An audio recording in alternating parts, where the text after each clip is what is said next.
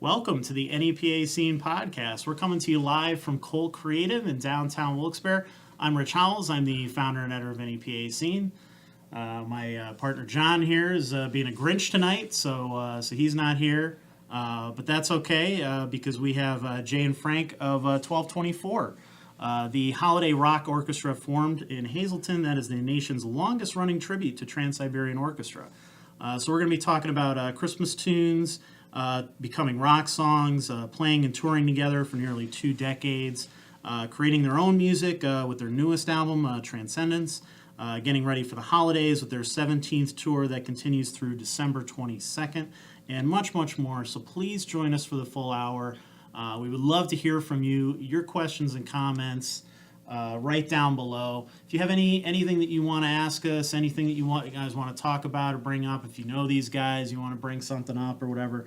And if you don't, if you want to know how they do what they do or anything about it, please leave those down below. We will get to them a little bit later in the show.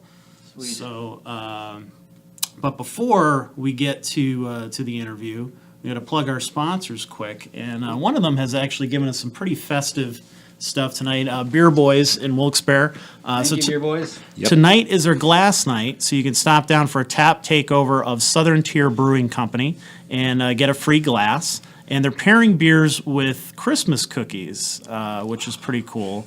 So they have creme brulee, thick mint, which I guess play on thin mint, Samoa this, the Girl Scout cookies, an Imperial cinnamon roll. So if you got a sweet tooth, that's definitely the place to go tonight. They gave us the Samoa, the mint, and the cinnamon roll. So I think you said you wanted to start with the cinnamon roll. I love cinnamon. That's all about. It's my thing. And you're not going to be picky. You want to try them all. So Absolutely. all right, perfect. So we'll start with the cinnamon roll. Taste test. It's color. Yeah, I mean it's looks like a liquefied cinnamon roll basically. It certainly does. It's probably going to taste like one Woo! too. Smells good. There you go.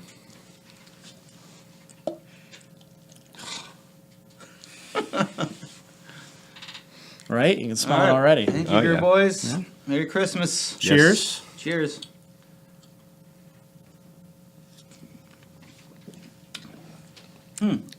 Interesting. It's got like a really sweet taste up front, but not too much. Definitely has that. You can even taste the icing in it. Like Yeah. it does taste like a cinnamon That roll. is pretty It's awesome. funny you have this because, like, indicative of the band. Like, you go see the band and you might see me and Frank before and after the show somewhere. It's like, hey, we saw you at the bar before the show. Yeah, it was us. It was me and Frank. Now it's like, hey, we saw Well, your at least interview. You were afterwards- drinking. It's his fault. Well, I mean, that's where I met these guys. You guys were hanging out at our other sponsor that we're going to talk about, the V-Spot. Vinny. And, having a couple of Vinny. drinks, and he is like, hey, you guys have a podcast. I'm like, yeah, we do. Yep. So it just worked out very well. We did a local post talent. about you guys last year, and we posted about you again this year, too. It's cool that Thank you you guys very much. are doing what you're doing. It's cool to have a band with some holiday spirit. Absolutely. How about the holidays? So, and Beer Boys, make sure you check out the Half Price Happy Hour on Wednesdays, Thursdays, and Sundays from 9 to 11, and Fridays and Saturdays from 8 till midnight. As for the V-Spot, they're one of the most popular bars in Northeastern Pennsylvania with live entertainment every night of the week. This week, they have Jackson V and Lissa on Thursday. Yeah. Our buds. Jackson. Good to see Jackson back in action. Absolutely. He's been playing a couple months now. I think he's been back, but glad to see he's doing well. Barrel Chest of Beer Bellies with the 80s and 90s dance rock on Friday. That's just a great name in general. I think Yeah. you're not going to forget that.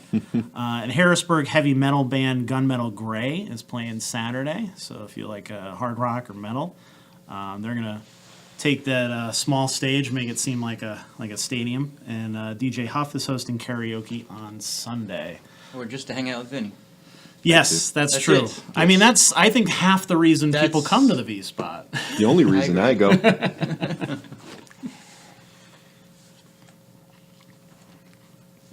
All right. Well, now that we've got that stuff out of the way, Not quite. so you guys have been running almost as long as the actual Trans-Siberian Orchestra. You guys have been around a long time. So Yep. how did the group get started, and how did you guys get involved? Well, it started 2002. A gentleman named George House Connect. He was a huge TSO fan, and he came up with this idea to do a TSO Trans-Siberian Orchestra tribute. And like, that sounds pretty cool. It's a one show, and we just had a small. That year, there's only 6 or 7 people, 6 people in the band, and a narrator, just like they do with their shows. So it was really, really small, and then it just expanded from there. I remember going there, and I thought I'd be playing guitar because I'm a guitar player, and then but the keyboard player kept not showing up. So all right, I'll just sub for a second. I ended up being the keyboard player, but anyways, yeah, it started 2002, and again we kept expanding there, and we're here today. This is where we are. You know, it's an ongoing thing. You know, as long as TSO is going, we'll be going too. Now you guys have 12 members now. It's This year, 12. yeah. That's great. Yeah. It's been as high as 16. Yeah, we've Oh, had wow. 16, 17 at one time. We've had a Jeez. larger string section, larger vocal section, and you know, we minimize it down to some really killer players. Now, I mean, I've talked to some bands over the years who have a problem with 3 or 4 members. Never mind having that many. So how does that work in terms of organizing everything, getting everybody together and on the same page? Well, you know, that's not too hard. You know, but like the fun part is, I remember we had the large orchestra, and we had played. I don't know if you've been in the Sellersville Theater, Yeah. which it's smaller. Feels like It's it's so smaller, all like this. Yeah. The string player's almost poking me in the eye and everything. So it's not, you know, and the bigger the stage, it's better. Right. But that was the hard part with the large orchestra. Huh? Yeah, Staging. absolutely. That's probably so getting everybody on the same page is easy then, like in terms of practicing and all that kind Yeah, of we stuff. come up with our practices. Plus, also we come up with the set list and the theme of the night and everything, and we just make sure everybody's on the same page and in tune with what we're doing, and then we just by the first show, everybody's got their input in there and little bits of their wisdom, and that's how it goes from there. And this starts in June. Yeah. We actually start. Actually, Yeah. earlier than that. Well, these guys started like planning the show. but, Yeah, like, after the actual last rehearsals note, and I'm everything. thinking about yeah. next year, what could we do different, what I saw, and that could be better, Right. and so on. So I'm already altering and doing stuff for next year. Even while we're doing this, I'm thinking of next year's set already. Yeah, So you can't be too prepared. sure. So how did you end up getting involved with them? Well, this is 9 years for me, and it was just the band itself is locally based, so you do know people, pretty much, not a revolving door, but a lot of the people that have been in the band you've been friends with or you played with at some point in time. So they had an opening for another keyboard player, and I got the call, and I was just like, yeah, I'll come. I didn't know too much about it. I didn't know what it was about. I'd heard of the show, and then I went down for a rehearsal with Jay and Lenny, and I don't know if I was ever asked to join the band, but I kept showing up, and they keep paying me. So I mean, Yeah. here I am 9 years later. Now, you guys have been in other bands over the years and Right. done other stuff. How does this compare? Because this is obviously a very different animal than your average band, your bar band, your anything like that. The comparison is, you go to a bar, and people go. They may pay cover, they might not. They're there to see the normal dance tunes, whatever. You go see our show, they're there to see a show, and they'll pay their ticket to see a good show, and sit in attention and engaged when, you're trying to get people involved at the bar or something, or Right. you're yelling out Skinner or something. These people came to see, they know what you're going to do, and they're going to be there for, what you got. And they appreciate it. And they appreciate which is, I mean that right there alone, it's worth it, because you spend, the rest of the year and doing your cover bands and all that kind of stuff in the bars, and you get to take this to a completely different level now, with a completely different dynamic in the audience. Not knocking the cover band gig, it's great, but Sure. I mean, when you have 400 or 500 people that are showing up and paying $28 a ticket to see you specifically, that this show, this band, buy your CDs, the appreciation, it's like it makes it all worthwhile. Yeah, it definitely has to be a whole different feel in terms of playing on stage and that kind of thing. So how do you take something that, I mean, TSO is obviously known for these like huge productions with the lasers and the lights and all that kind of stuff. So how do you decide, what makes into the show? How do you pare it down and still make it feel like it's a big?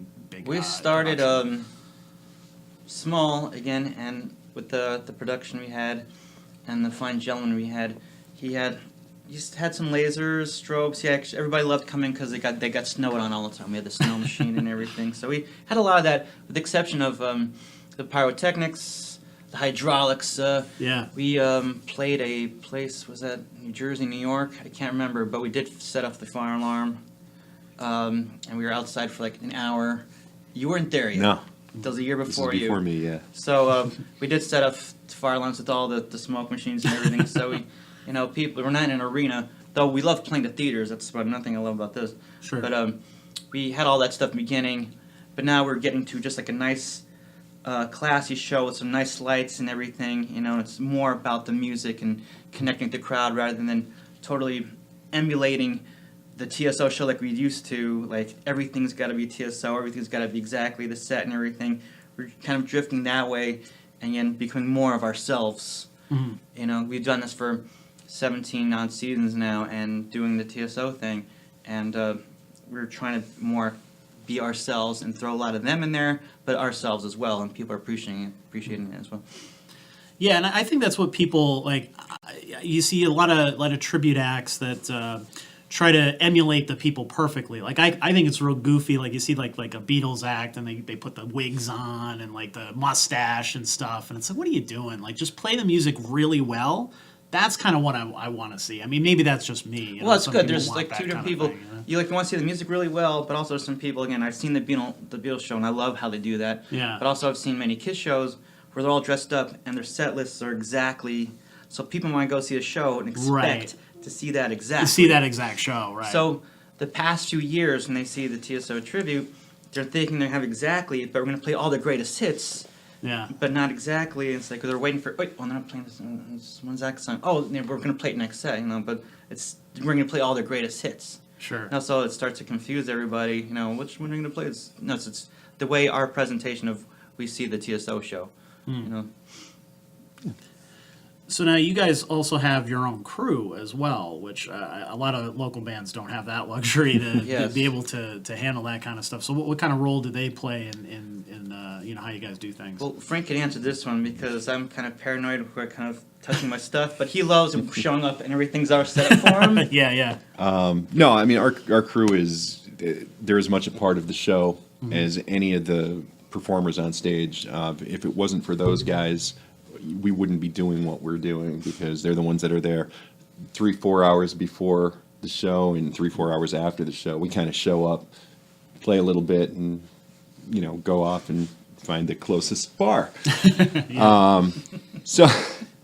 But they take as much time with what they're doing as we do with the music. They have it all planned out. They show up to tech rehearsals and set everything up, and we run the show, and their notes and everything. So they're fantastic, and seriously, we could not do what we're doing without those guys. Thank you, guys. I know Eric. He's been Eric Davitt. He's been Just kidding. he's been a longtime supporter of NEPA Scene, and he always comes to our open mics and stuff like that. Not to perform, just to kind of hang out and watch everything. So I appreciate those people just as much as you do the performers themselves, because there's and I say this a lot about the local music scene. I think we don't need better talent. I think we have that. We need better fans. We need people who actually care, who want to see music, who want to show up and want to enjoy it, who don't see it as like a background thing or something that, I got to pay $5 for this. It's like, well, it's $5 20 years ago, man. Yeah. Like, should be $10 at the door, really. But, that's... It's great to be backstage. Like, did you see who showed up? That person's out there performing. Really? Yeah. And so we have local talent coming in. Like, oh, it's cool. It's awesome. I showed up.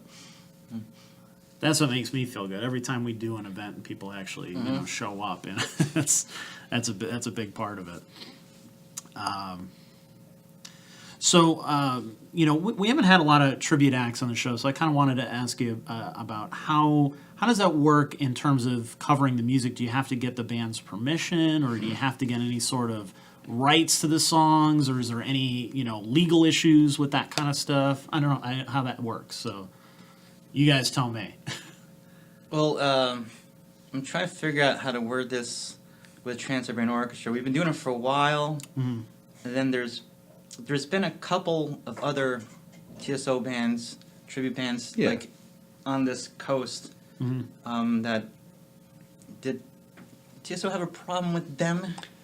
I don't know. The actual band had some issues with another tribute band, which I don't know what didn't come on top of us, but like we kind of dance around the tribute name. Right. As well, you know what I mean? Yeah, because you don't necessarily always call yourselves a tribute per se. No, I mean, a tribute to TSO, not necessarily a TSO tribute. Sure. We used to call it a TSO recreation. Oh, okay. So I mean, we made as close as we could as far as the lights. We had a girl. I don't know if you saw the movie they have called The Ghost of Christmas Eve. But we had a girl that was the runaway. We had an angel. We had everything. We tried to emulate that movie as close as we could. And but we always dance around the tribute name. So it's like when people see tribute, it's gonna be all TSO. Right. But then now we've got a lot of that in there. But we've got a lot of it's a Christmas show now. It's it's morphed into its own. Yeah. Sure. Thing. So it still has some of the TSO we've elements. A lot of TSO, but we've got a lot of our own and stuff obviously, and Christmas tunes. Yeah. If it wasn't for them, we wouldn't be doing what we're doing, because they were the inspiration for it. Yeah. But we try to, it's not a TSO. You're not going to go and see the TSO set list. You're going to see a lot of the TSO songs. You're going to see a lot of the songs that we do in that Christmas show type atmosphere. It's amazing. It's like in this area as well. Like they fill up 3 shows, like 2 one day and 1 another day, and so. To this day, they'd say, well, you got the hardcore fans, and then he was like, well, I'm a TSO. Who's TSO? Trans-Siberian Orchestra. Dun, dun, dun, dun. Oh, I know that song. Okay, so they know the one. Right. They've seen that commercial many times. So they'll sit there. So that's our climax. Their first that waiting for that one tune. Yeah. Yeah, as long as you do that one, you're gold. You got to play that. It's like you're in a Jimmy Buffett band. We play some Margaritaville right in the perfect place. Right. Exactly. You don't want to open with it. No. So people are like, I'm going to leave towards the end. We used to play twice actually. We'd start with Pizzeria somewhere and we end with it too. Okay. Margaritaville? Yes, and Margaritaville too. That must have been before me. I don't remember that. Speaking of drinks, let's pop open another one. Which one should we go next? Well, I'm gonna go with. I'm gonna pick Samoa. Samoa. I love Samoas. Yeah. Let's do it. This is great. These interviews just keep getting better. Oh yeah. Right. Well, I think I'm still doing my cinnamon right now, so you guys could work in Samoa, right? We're the only ones darker I think and that darker. offer beers to their guests. Yeah. All right. I like to think of us as the best interviewers around. Yes. We treat the cheers. guests. All right. Wow, that's fantastic. Is it the taste of Samoa? Is that what it's I wouldn't know. And Yeah. I've eaten a lot of Samoas. So yeah. Yeah. that's- So you're a I'm a- resident yes. expert right here. aficionado there. That's fantastic. And close to home. Yeah, it's got that little, it's got the cookie taste with a little like the coconut and stuff in Coconut, there. yep. Oh, that's really good. Is there any comments from any Samoans out there? Samoans, I remember them. Let's see. We have a lot of hi guys, hey boy. I think I see some of the other members of the band in here. Van White says, "You didn't tell me there was beer." Oh, well. Sorry, See, Van. Yeah. Sorry, man. Next time. Maybe next year. That's why Frank is here, man. Dirk says, "Love that Southern Tier cinnamon roll brew. Yeah, it's really good. Probably my favorite in a while." No, Lou, we're not drinking out of actual cups. They're like plastic. Yeah, they're not. We need our own branded like Red Solo cups or something. Mm. If you guys want to sponsor us, by all means, Red Solo Cup. By all means, Popko, Yeah, he's doing our boy. He good. said, he's sorry he couldn't make it tonight. Yeah. Go home and be a family man. Yeah, okay. Priorities. This guy brought his kids. My kids are here. That's we got to. He should be like swaddling his son while we do a show. That'd be funny. He's looking at it and he's like, no, Dad. He actually had a birthday yesterday. He turned 9. Happy birthday. Oh, happy birthday! Yeah, he was born before a show, and then next day we had a double header in like a blizzard. So he was a December baby. It's only in March. I might have had a show on your birthday. You know. Van White says he's jealous he had to sit next to Dirk while he licked batteries, and these guys get beer. So I'm still That's waiting why- to see that interview. that's why you come on the alternative independent podcast. The big guys, they're not gonna give you beers. I just got lucky. So, are you guys big fans of like Christmas music in general, or is it something like, oh, I don't want to hear it for the rest, unless I'm doing it, for the live show? I mean, in my household, our youngest, who is 10 years old, he is everything Christmas.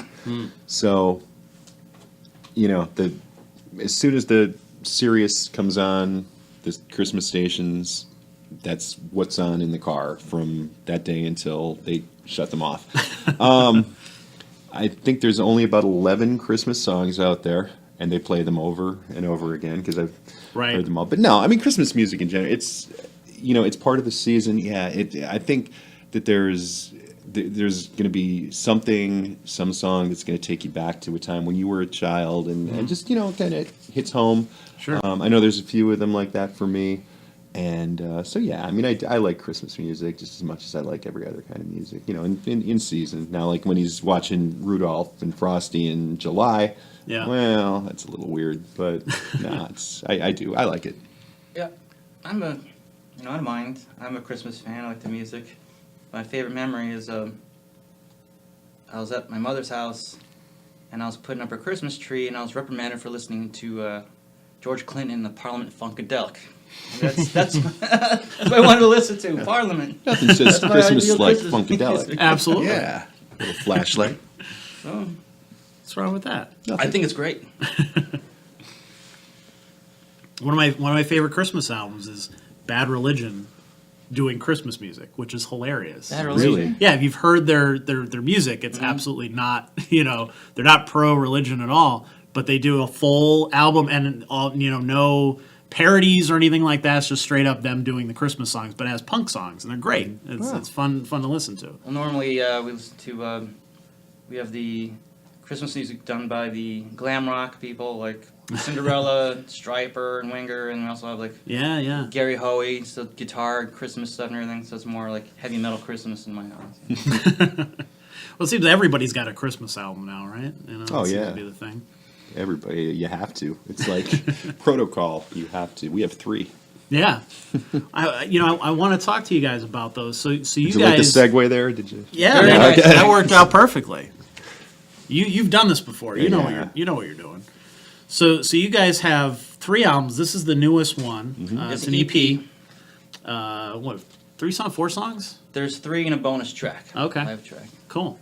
So Let's keep this up. some of those songs obviously are Christmas classics that people would know, and other ones are ones you guys wrote. So let's talk a little bit about creating those songs and what goes into that, because I feel like Christmas is kind of covered. There's so many Christmas songs. Wouldn't it be difficult to write your own Christmas song at this point? I've never really been that choosy, but I'm not going to go and the last 2 ones that we did, there's not like a song that's like something that's come out like in the past 10, 15 years, or Jingle Bell Rock or something like that. Mine's more spiritual, something that's a traditional Christmas carol, like God Rest You Merry Gentlemen, Deck the Halls, things like that. I've gone that direction rather than the other direction where it's just nice and commercial, Right. Again, going to the direction that TSO does it, I want to do the same thing where it's more hard rock and heavy and powerful rather than just a nice, dancey kind of thing, or it's just something. So that's the way I've written these Christmas songs I've done.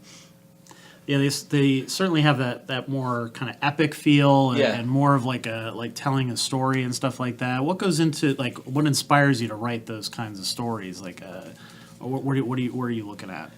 Well, the band always hears I say this all the time. I want something big. I want it big. I want this big. I want that big. I want it huge and big. I want that. I want it bigger. Right. And so that's the direction I've gone. In this, I've tried to not as make it thick, but this is also big as well. There's they're running out of tracks, in each song here because it's making it big and big and bigger. That's how I go. Right.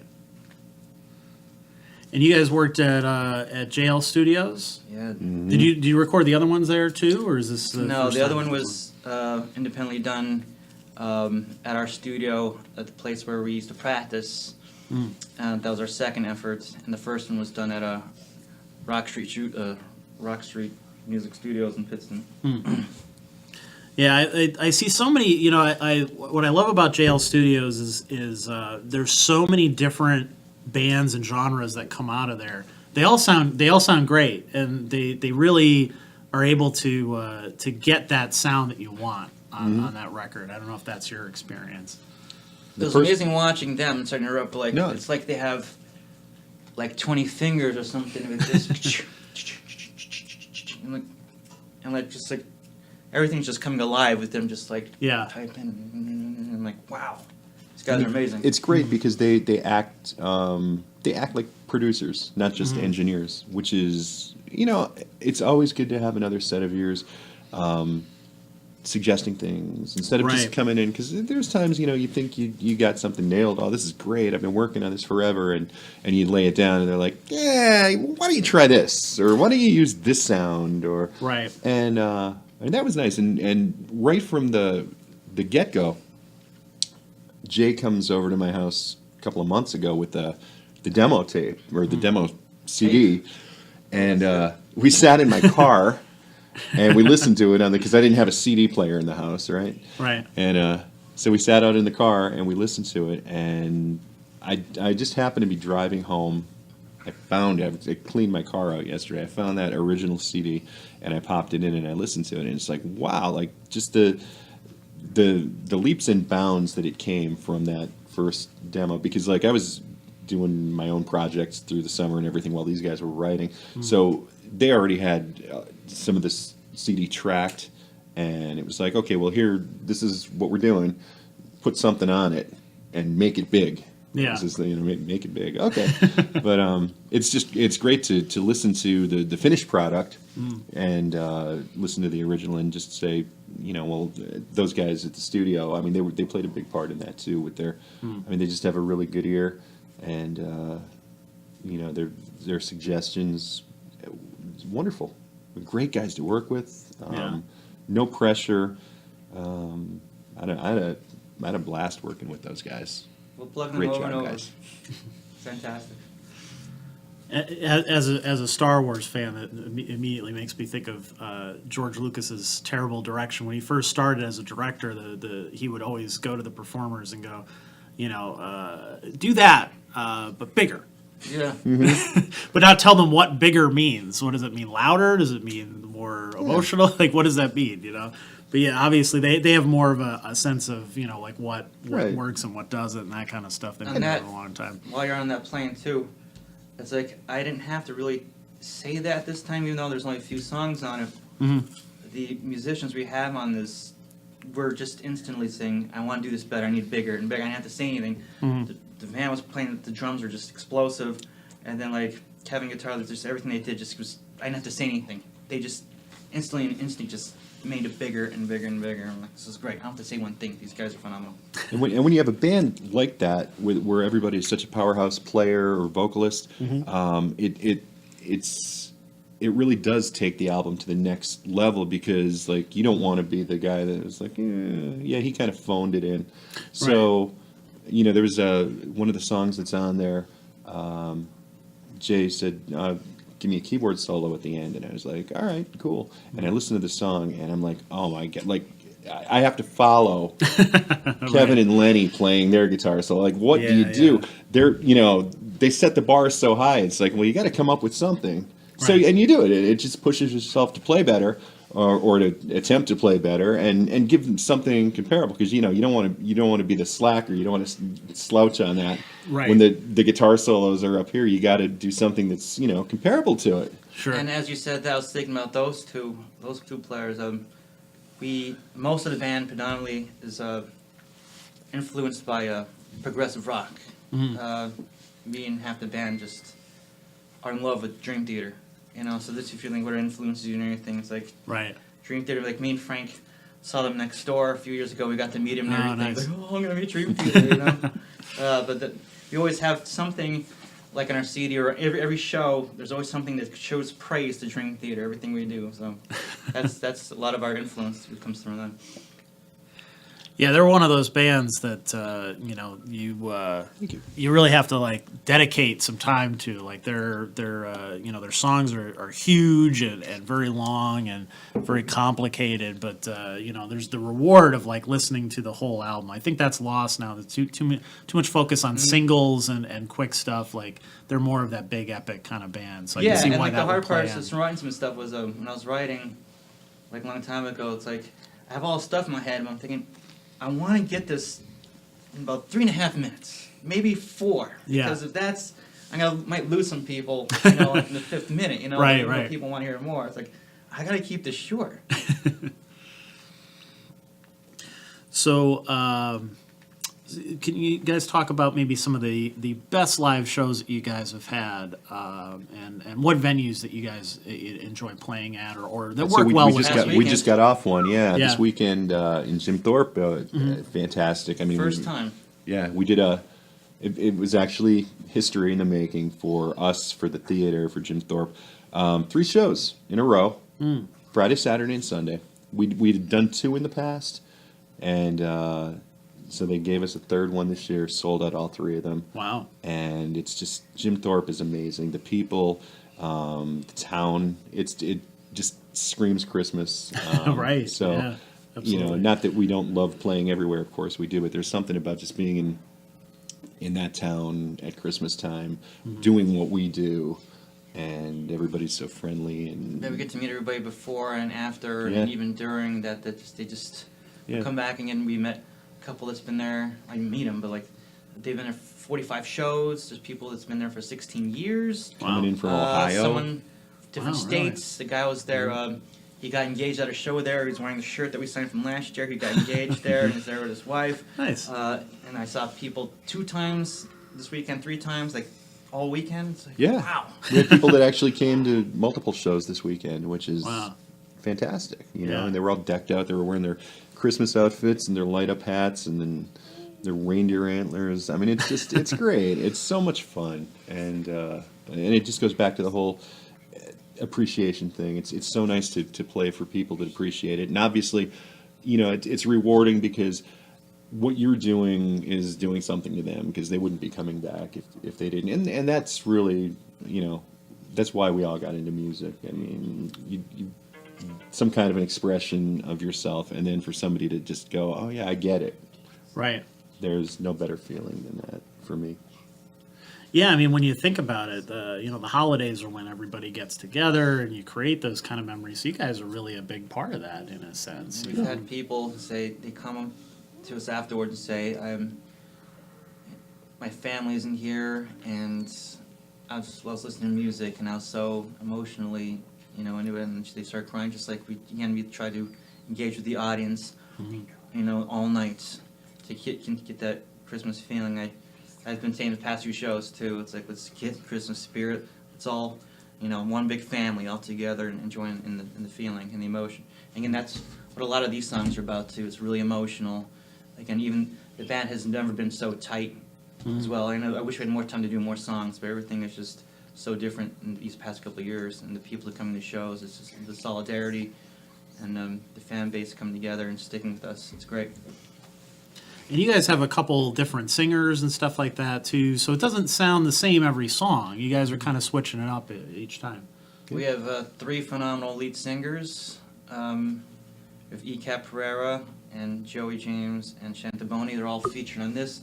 But also, I'm a lead singer, as well as Kevin, the guitar player, Kevin Riley, as well as Van. So basically, and Frank, why don't you sing ever? Because they've heard me sing. Just like, you just stick to the keyboards. You're so okay. there might be, we'll hear like 8 or 9 different voices throughout the entire night, We try to switch it up.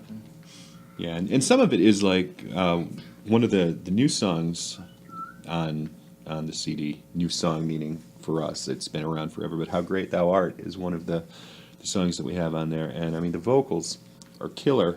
The arrangements that these guys came up with for it, and then we decided to add that to the show. And my first thought was, all right, yeah, okay, let's see how this goes. And I remember playing it over the weekend and just really listening to it, and chills. When you have that many people singing, everybody's singing their parts, and it sounds so good. It's amazing. And great job on coming up with the harmonies, and of course the singers for singing them, and it's just. When I grew up with the Trans-Siberian Orchestra, when they started, I was all into the instrumental music more than anything, and so the vocals are kind of secondary to me. Mm-hmm. And these past couple of years, thinking these singers are so good, we got to get them on there more. Yeah. They are that good. They need more than this and that. We need them on stage more than ever. They're that good. I think people relate to it. I mean, it's great. I mean, so far as the music goes, powerhouse, killer players, but our audience it's very. It goes from kids. You see 10-year-old kids out there, and you see 70-year-old people out there. So you kind of have to play to everybody, and a lot of I would think a lot of the older folks, they like to hear the words and have people coming out and singing, and so sure. Yeah, I think this year, so far as the show goes, I think we hit on that. I think we do a lot more with the vocals. Mm-hmm. We do a lot of more melodic vocal songs, and there's a song from our first album, which is our version of "Oh Holy Nights," and our version of "How Great Thou Art." So we just want to hit the heartstrings of the people and try to hit them, the really nice emotional Christmas music as well. When you do TSO music, we do the really heavy metal stuff, but our music's going to come out and, just kind of balance it out. Yeah. So it's not just like hard rock all night, Mm-hmm. Right. Something for everybody. Yeah. And that's important, especially like you said, because you have such a varied audience. Right. You have to kind of please everybody and give everybody a little something. And it's great when you see these people after the show and they come up and you're talking to them, and it's you go from signing an autograph for a 10-year-old to taking pictures with the people our age, and then you have the older folks that sometimes you look out and you see I'll see them in the first or second row, and automatically I'm like, I don't know if they know what they're getting themselves into. But then they're Right. coming up after the shows and they're like, "Oh, that was wonderful. This is my third year. Yeah, Fifth exactly. This is I'd be like, "Oh, your first show? No, we've seen you guys 4 or 5 times. Oh, all right." So that's great too. So and the fan dynamic, the people that come out and have seen us multiple times, and we've seen them. You almost expect to see them. Christmas wouldn't be the same if you didn't see these people every Right. year, and it really does give you something to look forward to. I always ask who's seen us before and who's a first timer. And there's a lot of first timers there, and like I talked to a lot of them afterwards, and so they're coming back, they're bringing friends and everything. So we're still generating new audiences, new people coming in, which is great. Well, it's a family experience, which you Yes. can't get with a lot of concerts nowadays. You No. know, it's very hard. It's not only expensive, but a lot of stuff I don't think is really fit for a family to bring. Like Right. you think of concerts, you think of older people, or the very least 20 somethings and that kind of thing. So it's hard to find something that everybody can go and see and get something out of. That's the where challenge somebody's of, not sitting there. That's the challenge of making the set list every year. It's like trying to bring out the best of us, but also what I want people to put them in their butts in the audience. Try to draw them in. Right. And you never know too. I always look at it like when one of the younger audience members comes up, and whether they want an autograph or they want their picture taken with you, I think back to when I was that age and like what music meant to me back then. And you kind of wonder, in 30 years, is this guy going to be up on stage doing something? Is this girl going to be up singing with somebody? And Sure. could this show have been a part of that? You don't want to know, but you like to have that in the back of your head. Well, maybe Yeah. this will play a part in that somehow. So Yeah, that would be pretty cool. I think so. Yeah, absolutely. So what when you're guys plotting out, you guys do this every year. How do you pick which venues are fit for what you guys are doing and that kind of thing? It seems like the last couple of years, it seems like you've gone to a lot of the same places and picked a lot of the same. Yeah, venues. we've a lot of the same. We're getting out of the air a little bit more. We're being helped by Blue Raven Management, which has been killer. They're great, and we've slowed down our tour this year. We usually had it in the teens with the touring, but we're down to 8, just because we just little break. We spent all our summers recording this and everything, and everybody's got all that stuff. So we purposely every year after Christmas, usually we're playing like 3 or 4 days after Christmas until the new year, and so basically, we don't see our families. We're local people at work and everything, but our families are more important as well. Sure. And so this year, I was told by Lenny, it's our first year ever that we got the last week of December's off, which we're grateful for. And this was strategically done because, when talks are next year is going to be one of those years where it's just going to be go, go, go, go. So we're just like a relaxing year. I'm breathing in because next year is going to be just like an avalanche of different places and everything. So I'm looking forward to next year, 2019. It's going to be fantastic. So you guys already kind of have a plan in mind of where you guys are going next and what you. We talked to Theater North. We talked, and looks like we're almost 100% there. And we sold 3 nights in a row at So that's Jim almost Thorpe, a so I'm saying guarantee. that's gonna happen. We may do Yeah. a residency there Yeah, next I know, December. right? So And so, there's a place we know that we're gonna have a pretty much good chance we're gonna be, as long as we're doing good. And then Sure. we're adding shows. Hopefully, again, we're gonna be adding up north, Canada, and so on. We're looking forward to shooting up there and everything. Oh, that'd be cool. yeah, and it's we've done the tours where there were 17, 18 shows. Problem is being local. And I mean, we are local because, like Jay said, we all have families, we all have day jobs. Yep. You tend to oversaturate yourself, and you don't want to do that. Right. So it's like, it might only be 8 dates this year. So if you want to see us, you're gonna have to come to it. So, is it better to play 8 shows to sold out houses than to play 18 shows to half sold out houses? Well, we can see them next week, and Right. something Yeah. comes up, you never get to see them. So. Right. It's until we branch out a little bit more. I think this was a really good game plan to go with, and you still, I mean, there were still definitely plenty of chances locally to see us between the theater at North and Jim Thorpe. Right. Speaking of which, that we're playing in New Jersey this week, but next week we're playing at the Musikfest in Bethlehem, yes. which is usually Yes.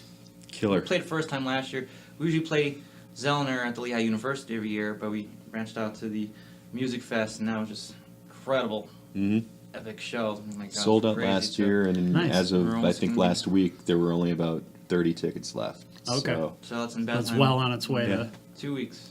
Yep, and there's a White Castle down there, so Oh, that's really makes the trip White Castle. worthwhile. Absolutely. Yeah.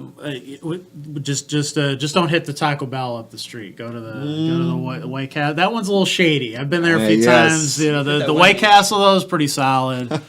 It's a little, stick to the floors, but you Well. get by. The Taco Bell not so much. Yeah. But the Lehigh Valley has a great music scene going on. We had a band here maybe a month or so ago, from there, and we'd love to get down there more. It's just it's hard to there's so much stuff up here. It's hard to get down there sometimes. But they have a really good music scene down there, and the Steel Stacks are a big part of that whole Yeah. Oh, area yeah. because they have the little club with the Musikfest Cafe and stuff. But they do like Musikfest the festival every year, and they have the bigger shows at the Steel Stacks. They have a really cool thing down there. I wish we would get something like that up here, like a venue like that does those shows year round. Yeah. That can do the small and big stuff. It's up here it's tough because you're like you're an hour away from Allentown, Bethlehem, Right. and then you've got the Poconos. So I mean, Yeah. we're in Steel Stacks. You've got the Philly market, and you Right. have the Scranton market, and then you have the Jersey. Yeah. So I don't know. It's great, and every once in a while a club comes around up here, and you think, oh, maybe they're gonna. And they fold. Yeah, and it never goes anywhere, And yeah. it's terrible, but I understand it too because for the first 6 months that they're open, it's packed, and then it just fades off into oblivion like everything else, and it's too bad because I've been playing the music scene up here for 30 years. So I mean, So you've been playing since you were 2 years old? 2, maybe? yes, it's amazing. I was a prodigy, and I look back on what I was doing in the '90s, the early '90s or the late '80s, and it hasn't progressed a whole lot since then. Right, which right. is really too bad because it's a great area. Mm-hmm. I mean, I've seen these clubs come, I've seen them try to make it, and for whatever the reason is, it's just that's why you have so many people just doing solo acts and do it because you can't afford to put a band in a club. How can you go into a club and pay for production and pay 5 or 6 guys in a band, expect to make money, and when 40 people show up, Right. it's just not going to happen. Yeah. It's all. It's like my favorite story I love to tell people. I don't remember how long ago it was. I mean, it was 2000. I don't know. I went to the Voodoo Lounge in Luzerne, and it was like a Tuesday, Wednesday night or something. There's this killer band playing 9 Inch Nails. There's like 20 people there. This band's great. Why is anybody here? I'm like, oh, they're pretty good. That was Breaking Benjamin.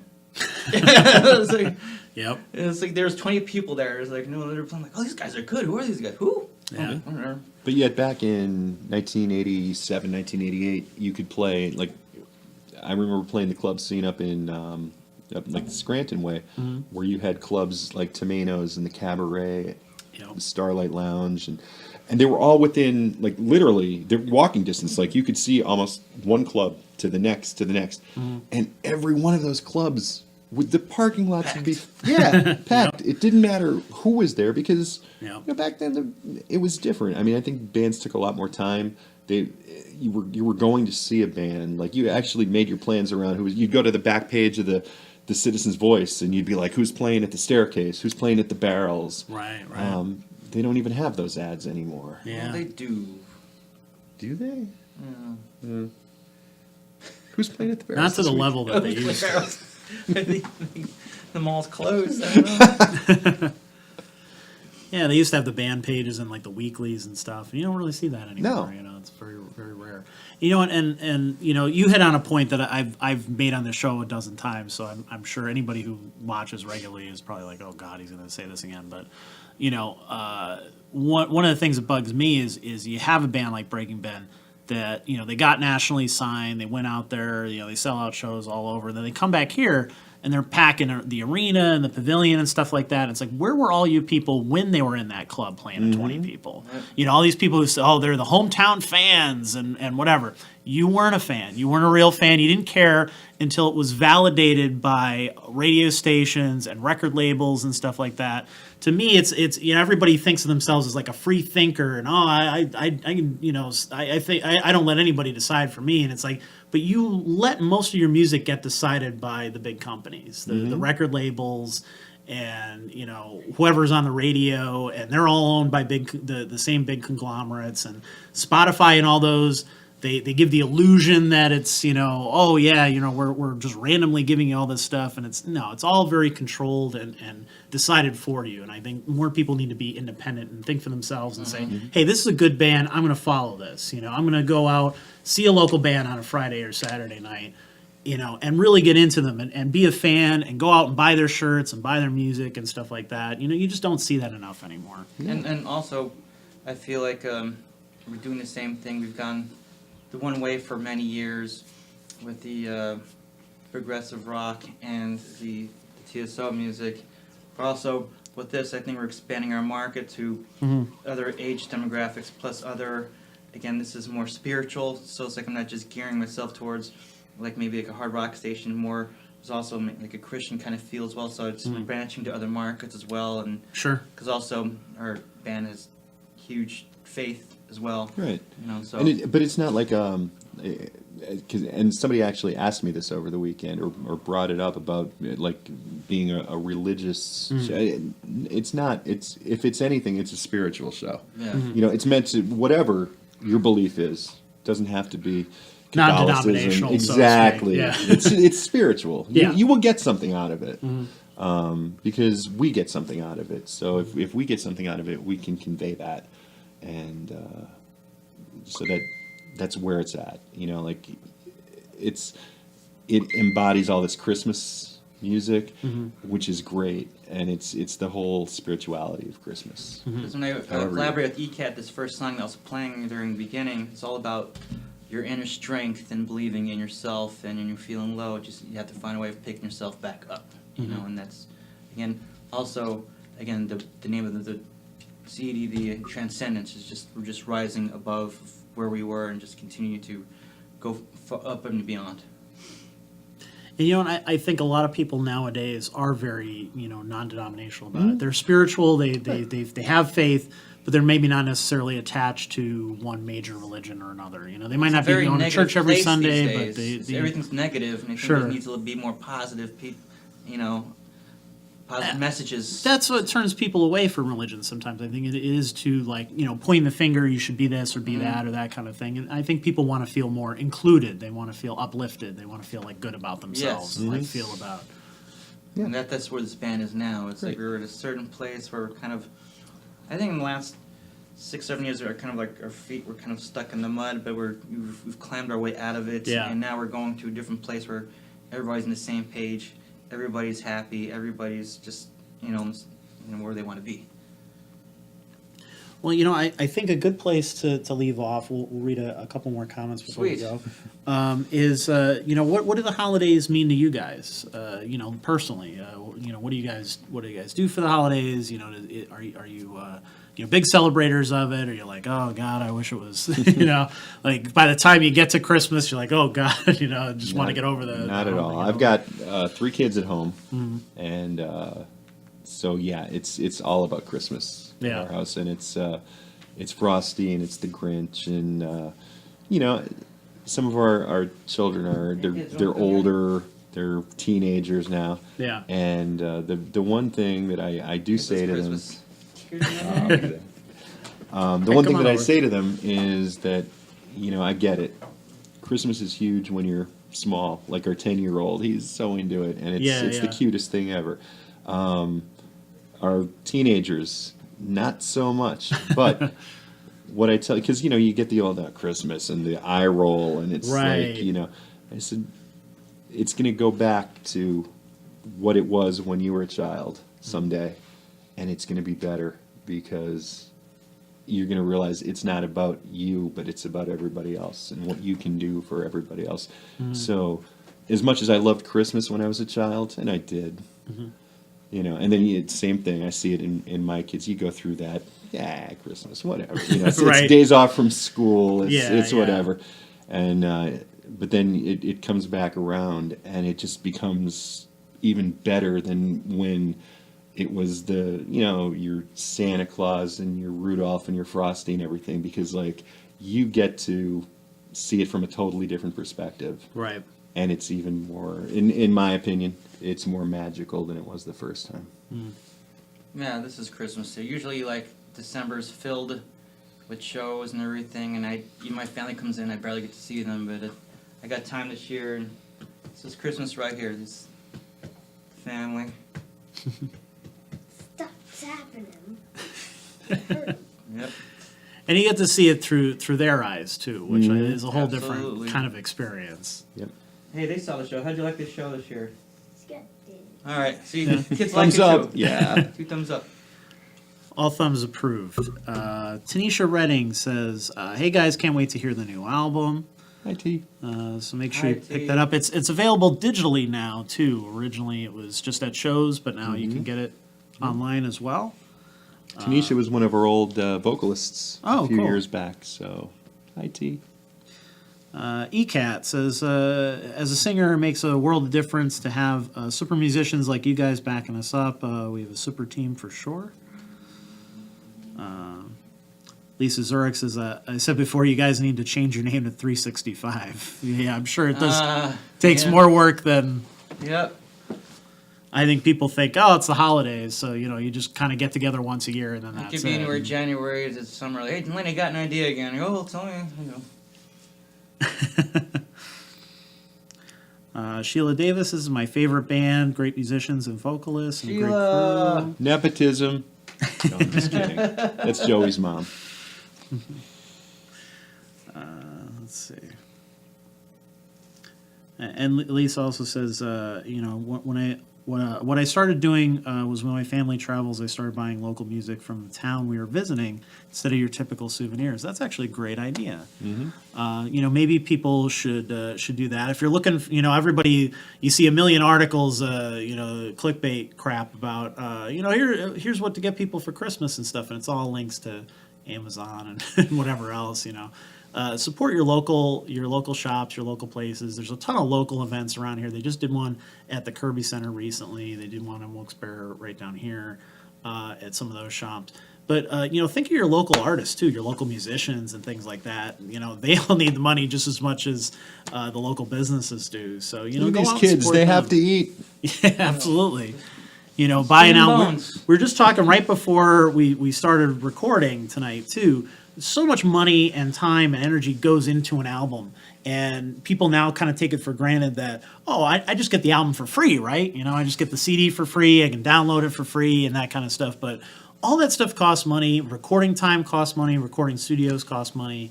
It's a lot of time and work that goes into that. So you're really supporting a family. You're supporting musicians who are working hard to buy that stuff. So maybe think about them this time of year and pick up a local album. Yeah, and we appreciate it. It's more than it's not like nobody's cutting us a check for that. But Yeah. the point is, I know how much time this guy put into it, and with the writing and the arranging and everything, and it really does. It means a lot to every one of us, just for buying the CD or for coming out to the shows and telling us that you got something out of it and it meant something to you, and that means the world to us.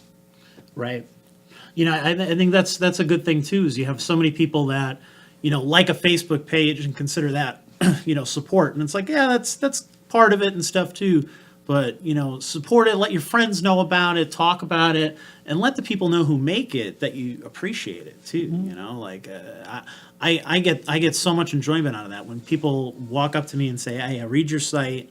I like what you do. I watch your podcast or whatever." Because I don't know, if you don't like it or whatever, if I don't see your name pop up or something like that in a comment section, I don't know that you exist. I don't know that you're supporting the site. I see numbers and statistics and stuff like that, but that doesn't mean anything when it really comes down to it. Same with streams online or anything like that. That's just it's a number. You don't see the people behind that. So it's so important to let people know that you appreciate them and you want to see them keep going. But I think that's a good place to leave off. Thank you, everybody. Yes, New Jersey on thank Friday. you. And We're coming for you. Bethlehem next week. Berwick sometime soon. Yes. Yes, make sure it's 1224band.com, I think That's the website. And you can obviously Facebook. Everybody has Facebook, so Except Yep. for me. except him.